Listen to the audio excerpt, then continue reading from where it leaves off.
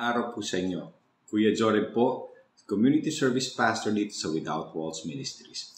Ako rin po ay naatasang pamunuan ang Without Walls Ministries Bulihan at Without Walls Ministries Blessed Bit kasama si Pastor Pat Rebucas. Manalangin po tayo. Panginoon, salamat sa araw na ito na kami iyong tinipon. Salamat, Panginoon, sa mensaheng ihahatid mo po sa amin. Salamat din, Panginoon, sa pagkakataong marinig, Panginoon, ang iyong salita. Malinawagan po kami sa mga bagay-bagay na patungkol sa spiritual. Salamat din, Panginoon, dahil sa dakilang pagmamahal mo, inaabot mo kami ng iyong salita. Ihanda mo po ang aming spiritual na puso. Marinig po namin ang aral. Maitanim namin na parang isang butil, Panginoon, na sisibol, lalago, at meron po kami maibabahagi sa mga taong pagkakatiwala mo po sa amin. Muli ang papurit pa sa salamat sa iyo lamang, Ama, sa pangalan ni Jesus. Amen. Amen. Magandang araw po ulit sa inyo. May mga ipapakita ko sa inyo mga larawan at aanyayahan ko kayong pumili. Sabihin nyo sa akin kung anong nararamdaman ninyo at ako naman ay sasagot. Papahayag ko sa inyo kung anong saloobin ko. Unang larawan po, matarik na hagdan, katabi po escalator. Anong pipiliin nyo? Sa escalator ka ba sasakay o sa hagdan? Kung ako po, sa escalator. Bakit po ako magpapakapagod na umakyat ng hagdan, mayroon namang escalator na magpapadali ng buhay ko? Sunod na larawan po, malawak na kalsada, bagamat may traffic, daming taong dumadaan ron, or salubungan na kalsada, malayo at delikado, wala kang masyadong makita. Nung pinalad po ako na makapuntang Amerika, marami po akong nakitang kalsada na ganyan. Dahil malayo siya paikot, salubungan lang, halos wala kami nasasalubong na sasakyan. Tapos matatanaw mo po yung mga freeways, punong-puno po ng sasakyan. Naroon po lahat. Bakit? Naroon po yung mabilis, naroon po yung malawak na daanan, naroon po kapag nasiraan ka, madali ka mapuntahan ng pulis o mabilis ka mapuntahan ng mga tow trucks, madali kang hanapin. So sa malamang kung ako rin, doon ako sa alam kong mabilis, alam kong maraming dumadaan, alam ko rin na kapag meron pong aberya sa biyahe, alam ko mas madali hong tumawag o humingi ng tulong. Ito na rin po ang huling larawan. Naalala ko po kasi nung nag-aaral pa ako, mas madalas po ako sa library. Hindi naman huuso internet pa noon. Kaya kung may research po sa library, kailangan marunong kang humanap ng libro. Kailangan marunong kang gumamit ng card catalog para alam mo kung anong row, anong section mo hahanapin ang librong hinahanap mo para sa particular na nire-research mo. Or, yung alam na ng kabataan ngayon na papindot-pindot lang. Mas madali na ngayon yan. Kahit ako po, sa ngayon, doon na ako sa papindot-pindot. Madali eh. Isang let your fingers do the walking. Let your fingers do the research. Sa mas madalas po, pinipili natin kung ano ang madali o yung easy kaysa doon sa mahirap. Ang mundo po natin ngayon, lahat pinapadali.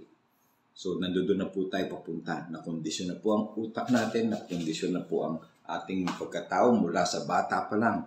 Dati naman wala namang diaper eh. Dati mga lampin, hinuhugasan, nilalabhan. Tapos nauso ang diaper. Kahit yung mga anak ko po, yung panganay ko nakalampin po yan. Yung pangalawa naka-diaper na. So, nakikita po ninyo habang may progreso, nagkakaroon po ang pagbabago, ang tao na sasanay na lahat madali. Dati ang mga plato, kubyertos, hinuhugasan. Ngayon may option ka na gumamit ng paper plates, plastic spoon, plastic fork. Dati, ang lalagyan ng mga gatas, bote, may deposito na isa sa oli. Hugasan nila ulit yan, tutunawin, tapos bote mo ulit bibilhin. Ngayon, lahat nasa Tetra Paks, tapon. So lahat po, nakondisyon na po tayo na lahat ay padaliin. Sa araw-araw po na buhay natin, sa araw-araw na ginawa ng Diyos, tayo po ay laging haharap sa desisyon na may epekto sa ating pag-iisip, may epekto po yan sa katayuan natin, sa buhay, may epekto po yan sa kilos at galaw, may epekto po yan sa ating pagkatao. Kapag tayo po ay hindi nag-ingat or hindi naging maingat, tayo po ay madadala po natin ang ugaling ito sa ating buhay spiritual. So, nung pagbuo po ng mensahe na to, ako po ay nananalangin sa Ama kung ano ang tatalakayin ko kung mensahe at biglang pumasok sa isip ko ang isang tanong. Ang tanong po ganito, kung tunay na pinadalinan ng Diyos ang kaligtasan ng sangkatauhan sa pamamagitan ng ginawa ni Kristo sa krus ng Kalbaryo, bakit naisulat o bakit naitala po sa Biblia na makipot ang pintuan at makitid ang daan patungo sa langit? So basahin po natin sa Matthew chapter 7 verses 13 to 14. Pumasok kayo sa makipot na pintuan, sapagkat maluwang ang pintuan at malapad ang daan papunta sa kapahamakan. At ito ang dinaraanan ng marami. Ngunit makipot ang pintuan at makitid ang daan papunta sa buhay at kakaunti ang nakakatagpo niyon. So balikan natin yung Matthew 7:13. Sabi niya, pumasok kayo sa makipot na pintuan. Pero bago natin talakayin ang mga sitas na yan, gusto kong i-lay yung pundasyon kung saan nanggagaling po ang Diyos. Unang-una patungkol sa kaligtasan. Ang kaligtasan po ay kalooban ng Ama para sa lahat. Hindi ho yan wala siyang pinipili pagdating sa kaligtasan. So basahin po natin sa 2 Peter chapter 3 verse 9. Ang Panginoon ay hindi nagpapabaya sa kanyang pangako, gaya ng inaakala ng ilan. Sa halip, nagbibigay siya ng pagkakataon sa lahat, sapagkat hindi niya nais na may mapahamak, kundi ang lahat ay makapagsisi at tumalikod sa kasalanan. Malinaw po na ang kalooban ng Ama ay bigyan ng pagkakataon ang lahat na magbago, na talikuran ng kasalanan. Ang kalooban ng Ama ay ang lahat ay makapagsisi at tumalikod sa kasalanan. John 3 verse 36, ang sumasampalataya sa anak ay may buhay na walang hanggan. Ngunit ang hindi sumusunod sa anak ay hindi magkakaroon ng buhay. Sa halip mananatili sa kanya ang puot ng Diyos. So again, kalooban ng Ama ang bigyan ng buhay na walang hanggan ang sangkatauhan. At pinadali na niya sa pamamagitan ng kanyang anak. John 6 verse 40, sapagkat ito ang kalooban ng aking Ama.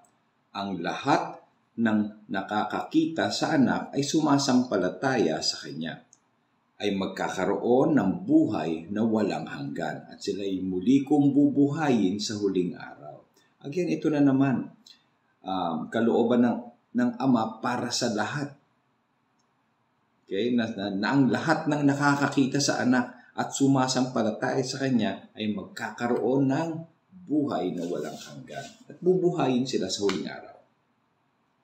Ezekiel chapter 33 verse 11.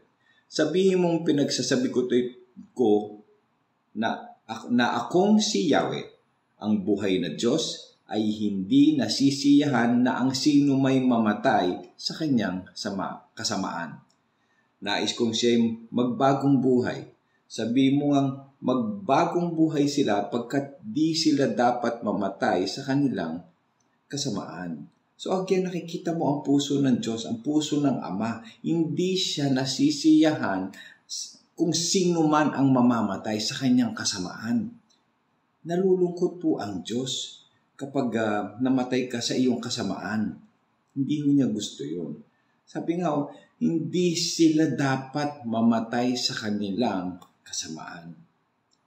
Kapatid, hindi ka dapat mamatay sa iyong kasamaan. Meron kang option. Isa pa, patungkol sa kaligtasan, kaloob ng Ama para sa sangkatauhan ang kaligtasan sa pamamagitan ni Kristo Jesus. Ibig sabihin, wala pong ibang daan kundi ang ating Panginoong Jesus lamang. John 3:16, sapagkat gayon na lamang ang pag-ibig ng Diyos sa sangkatauhan, kaya't ibinigay niya ang kanyang kaisa-isang anak upang ang sino mang sumampalataya sa kanya ay hindi mapahamak kundi magkaroon ng buhay na walang hanggan. Ganun ang kagandahang loob ng Diyos. Yung pinakamainam, yun ang pinagkaloob niya. Ako bilang tatay, hindi ko po lubos maisip na ang anak ko iaalay ko para kung kanino man. Lalo na sa mga taong hindi ko kakilala, hindi ko kaano-ano, na ibibigay ko ang buhay ng anak ko para sa kanila. Ang hirap isipin mo. Pero hindi po pinagkait ng Ama ang kanyang bugtong na anak para tayo po ay tubusin sa ating pagkakasala. Dahil siya lang po ang pwede. Dahil siya lang po ang malinis. John 14:6. Sumagot si Jesus, ako ang daan, ang katotohanan at ang buhay. Walang makakapunta sa Ama kundi sa pamamagitan ko. So wala na pong ibang daan. Si Jesus po lamang. Siya lamang. Pag sinabing walang makakapunta sa Ama, wala pong makakapunta. Pag hindi po dadaan kay Jesus. So, yung paraan ng tao, hindi uubra. Ang kaalaman ng tao, hindi uubra. Ang alam ng taong katotohanan, hindi uubra. Ang mananatili ay ang pamamaraan ng Diyos, ang mananatili ang katotohanan ng Diyos, ang mananatili ang kalooban ng Diyos. Romans 10:13. Dahil sinasabi sa kasulatan, maliligtas ang lahat ng tumatawag sa pangalan ng Panginoon. Maliligtas ang lahat. Diba? Kung basta tumawag ka sa pangalan ng Panginoon, ikaw ay maliligtas. Yan ang garantiya ng salita ng Diyos. Maliligtas ang lahat ng tumatawag sa pangalan ng Panginoon. Hindi ba't pinadali na niya? Hindi mo na kailangan mag-alay ng buhay mo? Hindi mo na kailangan gumawa ng kung ano-anong bagay? Pinadali na ng Diyos. Tumawag ka sa pangalan ng Panginoon. Romans chapter 6 verse 23. Sapagkat kamatayan ang kabayaran ng kasalanan. Ngunit ang walang bayad na kaloob ng Diyos ay buhay na walang hanggan sa pamamagitan ni Kristo Jesus na ating Panginoon. So, again, tingnan mo to. Napakahalaga po ng ibinayad para sa kasalanan ko at sa kasalanan mo. Buhay ng ating Panginoong Jesus. And yet, ang kapalit naman, walang kabayaran. Nakaloob ng Diyos, isang regalo, buhay na walang hanggan. Hindi ho totoong libre pag inisip mo kasi meron pong nagbayad. Naging libre lang po sa atin kasi meron na pong nagbayad. Sana maintindihan po natin yun. Kasi minsan mas maliit ang pagpapahalaga natin sa mga bagay na natatanggap nating libre. Pwera sa pinagbayaran natin. So balikan po natin yung Matthew chapter 7 verses 13 to 14. Pumasok kayo sa makipot na pintuan sapagkat maluwang ang pintuan at malapad ang daan papunta sa kapahamakan at ito ang dinaraanan ng marami. Ngunit makipot ang pintuan at makitid ang daan papunta sa buhay at kakaunti ang nagkakatagpo niyon. So, pag-focus pa po tayo sa Matthew 7 verse 14, ngunit makipot ang pintuan at makitid ang daan papunta sa buhay at kakaunti ang nakakatagpo niyon. Pag tinitingnan po ninyo yung larawan, meron dyan 2 arko. Isang napakalawak na arko at isang maliit na arko. Isang lagusan, isang daanan. Okay? Yung isang mabato. Yung isang mabato talaga. Yung isa malawak, maganda ang lalakaran mo. Yung isa bato-bato, yung isa makikita mo napakakipot ng dadaanan. At matarik ang patutunguhan. At tingnan nyo ang nasa dulo ng larawan. Mga krus. Kamatayan. Makikita mo ron yung ginawa ni Kristo para sa atin. So napaisip ako kung bakit parang nagkaroon yata ng balakid. Diba, unang-una, masikip ang pinto. Makipot ang pinto. Okay? Parang nagkaroon yata ng balakid. Parang nagkaroon ng mga batayan na magpapahirap sa pagpasok sa kaharian ng Diyos. Para bang, yung sinabi nga, konti lang daw ang makakakita o konti lang ang nakakasumpong ng lagusan na ito. So parang ikinukubli ba ng Diyos sa tao ang pintong ito? Ang masikip na pinto na ito? Parang pag inisip, parang nagtatangi ang Diyos. Parang naglalagay siya ng mga balakid para hindi natin makita ang lagusan, ang pintuan.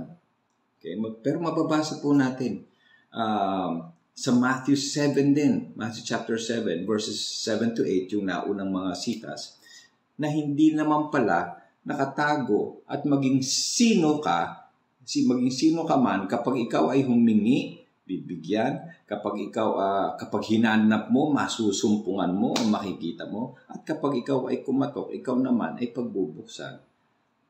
Ang sabi nga, ang bawat taong hihiling, bawat taong humingi, at bawat taong kakatok, magkakaroon po ng tugon, magkakaroon po ng sagot. So, ito ay para sa lahat. So, basahin natin yung verse, Matthew 7, verses 7 to 8. Humingi kayo at kayo'y bibigyan. Malinaw. Humanap kayo at kayo'y makakatagpo. Kumatok kayo at kayo'y pagbubuksan. Sapagkat ang bawat, at napaka-crucial po, ang bawat humingi ay tatanggap, ang bawat humahanap ay makakatagpo, ang bawat kumakatok ay pagbubuksan. Di ba para sa lahat? Di ba walang tinatangi dyan? Pero pansinin po natin, ang choice po doon ay nasa atin. Ikaw ba ay hihingi? Ikaw ba ay hahanap? Ikaw ba ay kakatok? Nasa atin po ang tugon. Nasa atin ang desisyon, hindi tugon. So, pero magtatanong ka kung gusto, diba, gusto kasi natural sa tao ang hanapin yung madali.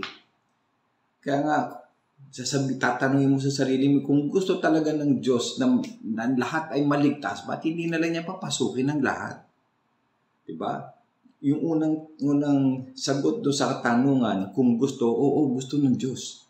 Nakita na nga natin that none should perish and all come to repentance. Yan ang laman ng puso ng Diyos. Ang lahat ay talikuran ng kasamaan at magbalik loob sa Kanya. So, nasagot na natin yung unang tanong. So, isa pa, bakit hindi na lang niya papasukin ng lahat? Isa pang tanong yun, di ba? Nakapagtataka, pero tulad nga ng mga binasa natin, sa atin po nakaatang ang desisyon kung tayo po ay lalapit sa Diyos o hindi. Kung babaliwalain natin ang ginawa ng ating Panginoong Hesus na pag-alay na Kanyang buhay, kung babaliwalain natin ito, o tatanggapin natin ang kaloob ng Diyos na buhay na walang hanggan. Kaligtasan, paglilinis sa atin, lubos na paglilinis, lubos na pagtutubos sa ating pagkakasala at pagkakautang. Nasa sa atin po ang desisyon nun. Kasi pag madali sana yung dalawang binanggit natin eh. Kung gusto sana ng Diyos, kung totoong gusto ng Diyos, diba? O kaya sana papasok na lang lahat. Di sana hindi na kailangang ialay pa ni Jesus ang kanyang buhay. Di sana hindi na diba? Hindi na inalay ng Ama, hindi na siya nasaktan na inalay pa niya yung anak niya para hiyain, para saktan, para alipustahin, para dumanas ng pinaka nakakahiya at pinakamasakit na pamamaraan ng sakripisyo at pagpatay, samantalang hindi siya karapat-dapat nasaktan. Pero siya ang karapat-dapat na isakripisyo. Siya ang karapat-dapat na kabayaran na mag-alay ng buhay para tubusin tayo sa ating pagkakasala. Diba? Parang mas madali yung buksan mo na lang, papasukin mo na lang lahat eh. So, again, babalik ka rin sa tanong, bakit pa rin makipot ang pintuan at makitid ang daan? Hindi tulad ng pintuan ng sa picture natin, yung lagusan, napalaking arko, yung gate, yung pintuan na malawak, ang kalsadang malawak. Diba? Ay, bakit makipot? Bakit mahirap? Bakit may dadaanan ka pa? Parang dadaan ka pa sa pagsubok. Diba? Ang pintuan ng papuntang kapahamakan, papuntang impyerno, bukas na bukas. Bahala ka sa pamamaraan na gusto mo. Ikaw ang masusunod. May laya kang gawin kung ano ang mapagtripan mo dito sa malawak na daan na yan. Bahala kang gumawa ng sarili mong reliyon. Ang dami mong kasama dyan. Lahat kayo kung ano-anong aral ang pinag-aaralan ninyo. Gumagawa tayo ng mga sarili natin, mga pamamaraan para makapunta sa langit. Sa tingin ng tao na tama. Sa tingin kasi nakakalathala naman sa salita ng Diyos kung ano ang sinasabi ng Diyos na tamang pamamaraan, na tamang daan pabalik sa Kanya. Tamang pundasyon kung saan natin itatayo ang ating pananampalataya.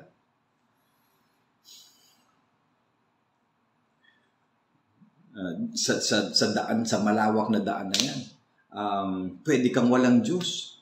Bahala ka kung maniniwala ka sa Diyos o hindi. Diba? Kasi kung walang Diyos, walang responsibilidad. Kung walang Diyos, wala kang kasalanang pagbabayaran. At kung walang kasalanan, wala kang pagkakautang. Diba? Pag namatay ka, tapos na. Wala na. Pero bahala ka doon sa malawak na daan.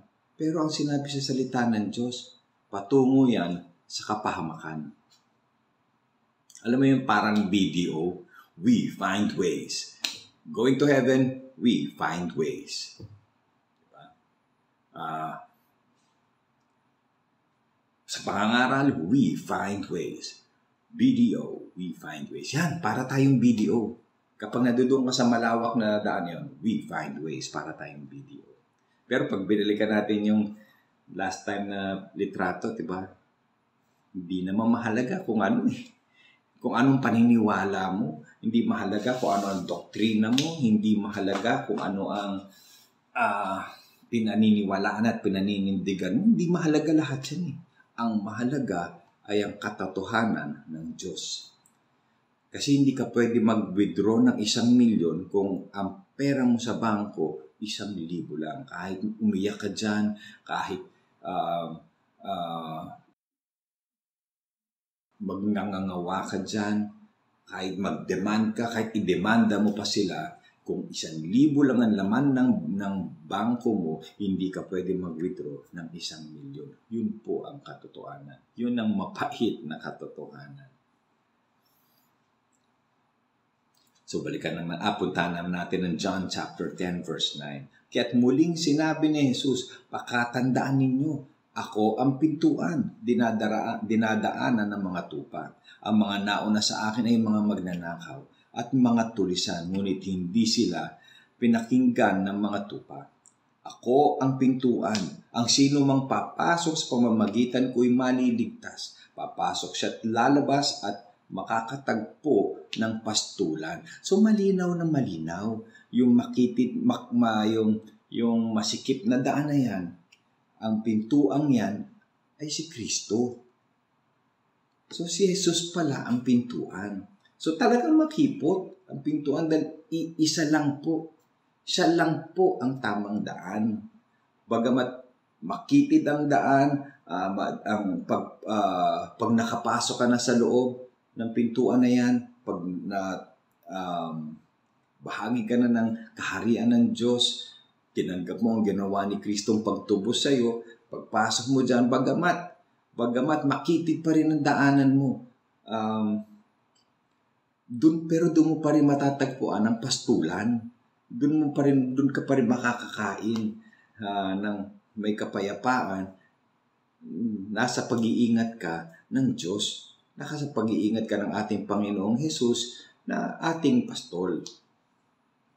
Doon masusumpungan mo. Pag lumampas ka na ron sa pintuan na si Jesus, masusumpungan mo na ang hinahanap mo.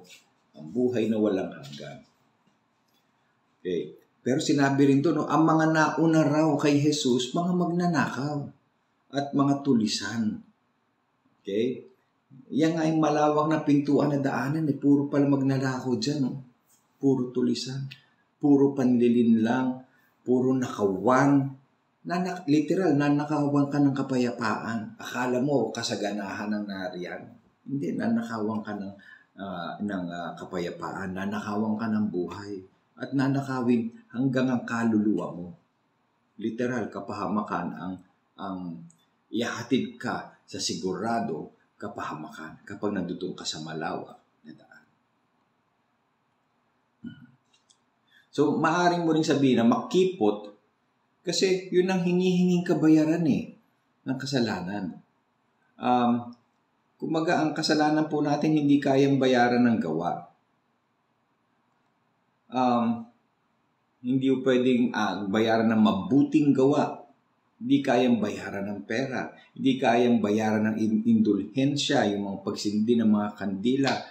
Hindi yan pwedeng bayaran ng kung ano nung uri at klaseng dasal, yung mga paulit-ulit na dasal. Hindi yan kayang bayaran ng pag-aayuno. Hindi yan kayang bayaran ng kung ano-ano pang mga sistema or pamamaraan ng tao para maabot ang Diyos. Diba? Hindi ko lang maintindihan Kasi ito ang pamamaraan ng Diyos, ang kanyang anak, ang pintuan na dapat nating pasukin. Pero ang tao pinipilit pa rin niyang kontrolin ang mga bagay na wala siyang kontrol. Pinipilit pa rin natin gumawa ng sarili nating daan papunta sa langit. Samantalang pinadali na nga ng Ama ang makabalik sa Kanya. Wala po tayo kasing maidadagdag dahil lubos at sapat ang ginawa ni Jesus na pagtubos sa atin. Wala na po tayo may aambag dyan. Wala na tayong maidadagdag pa. Kasi sapat na po ang kabayarang ginawa sa ating pagkakautang. So, imagine mo ito ang kamatayan ng isang inosente para sa kasalanan ng sangkatauhan. Kaya siya lang ang nakakarapat-dapat dahil siya ay inosente. Wala po siyang bahid na kasalanan. Siya lang po ang karapat-dapat na mag-alay. At ginusto rin niya po ito. Luke 9, verse 23. At sinabi niya sa kanilang lahat, ang sino mang nagnanais sumunod sa akin ay kinakailangang itakwil ang kanyang sarili. Pasanin araw-araw ang kanyang krus at sumunod sa akin. So eto na po yung makitid na daan. Gusto mo bang sumunod sa Diyos? Nakapasok ka na. Ito naman ang pagsunod na hinihiling sa iyo. Okay? Itakwil mo ang iyong sarili. Kasi yung sarili nga natin ang pilit na naglalayo sa atin sa Diyos. Yung pagnanasa natin na maging in control, yung po ang naglalayo sa atin sa Diyos. Kaya tayo dapat magpasakop sa Diyos. Pasanin nga daw natin ang ating krus araw-araw at sumunod sa Kanya. Matthew 10 verse 38, ang hindi nagpapasan ng kanyang krus at hindi sumusunod sa akin ay hindi karapat-dapat sa akin.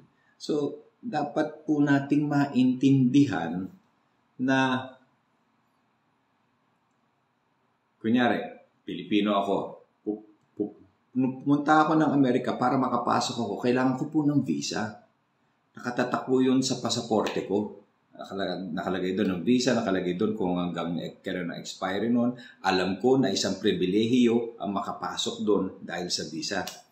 Okay.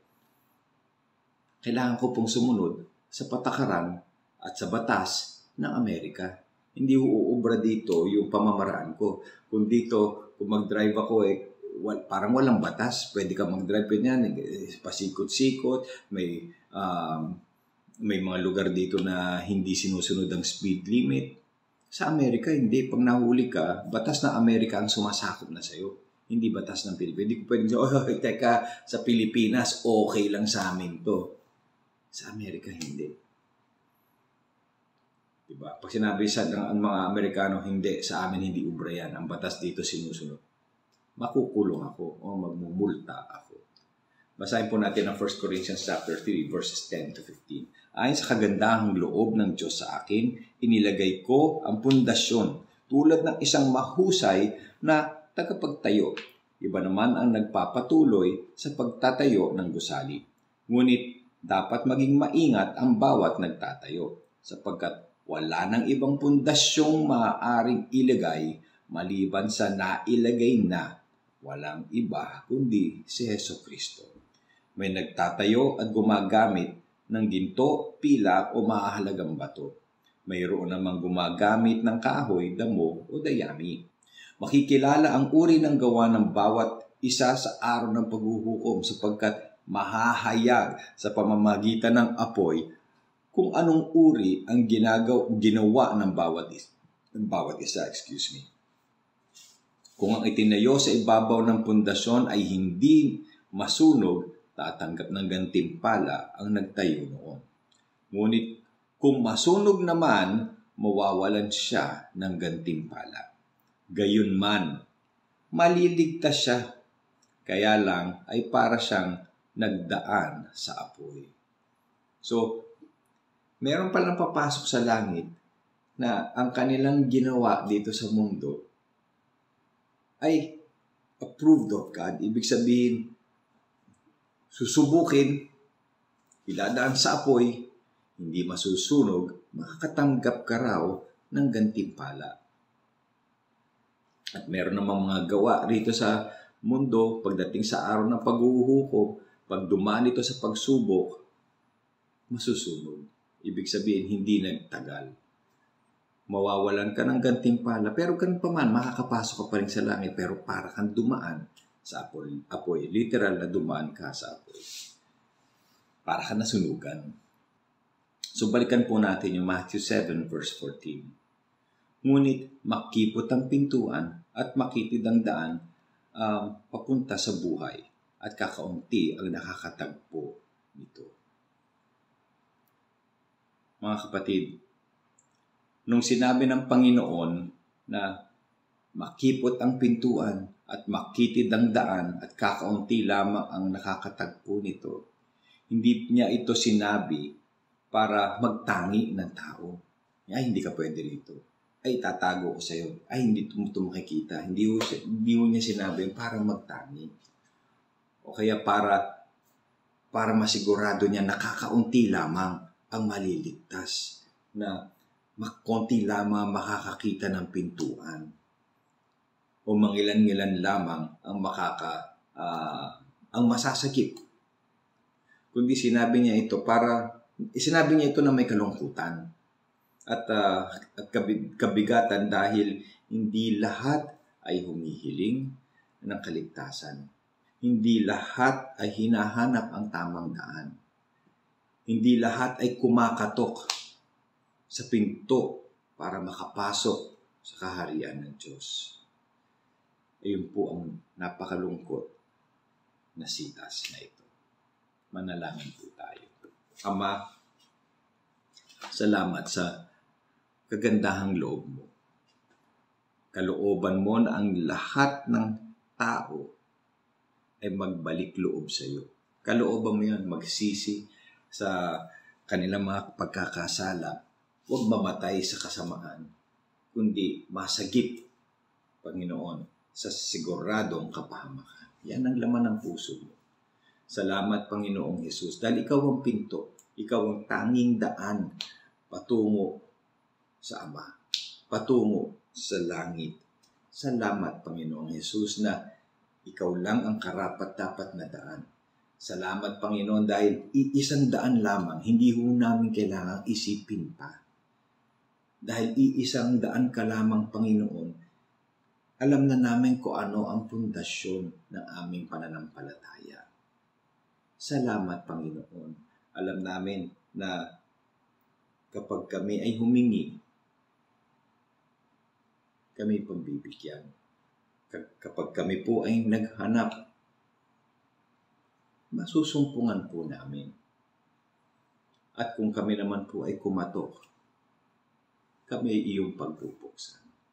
So, samahan mo po kami, Panginoon, sa makitid na daan papunta sa kalooban ng Diyos, na kami magkaroon ng kakayanan, Panginoon, ng makayanan. Sabi mo nga sa iyong salita, no temptation, trials, testing has seized you except what is common to man. But God is faithful. He will not let you, He will not let me be tempted beyond what we can bear. Alam po namin na bagamat makitid ang daan, kaya po namin. Alam po namin, Panginoon, na ang aming pagsunod sa iyo, Panginoon, kaya. Ilayo mo po kami sa aming mga sarili. Yung pagnanais namin na kontrolin, ng pagnanais namin na kami ang masunod. Tulungan mo kami magpakumbaba, Ama, sa kalooban mo. Pamamaraan mo, Panginoon, ang mananaig sa aming paglakad at sa aming paghayo. Muli, Ama, ang papurit pasasalamat sa iyo lamang. Sa pangalan ni Jesus. Amen at amen. God bless you without walls. Shalom.